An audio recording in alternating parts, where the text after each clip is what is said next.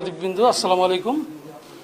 আপনারা জানেন গত 2 তারিখে আমাদের মন্তলা ব্রিজ, যেটা সতিয়াখালী ব্রিজ, সে ব্রিজের নিচে আমরা একটি লাশের দ্বিখণ্ডিত, যেটা মাথা দ্বিখণ্ডিত এবং 4 টুকরো লাশ, যেটা লাগেজে নদীতে পানিতে আমরা পাই।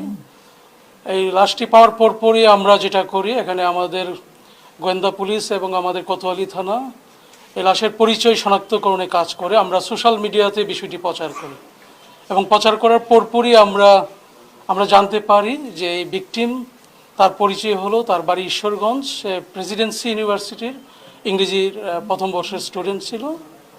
তো তার আপন চাচাতো বোন নাম ইভা, তাদের সাথে গত 12ই মে তার বিয়ে হয়।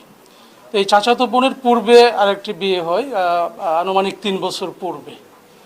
তো এই বিয়ের যে পরবর্তীতে যে ভিকটিম ডিসিজড, যে আমাদের সৌরভের সাথে যে বিয়ের বিষয়টা গোপনে হয়,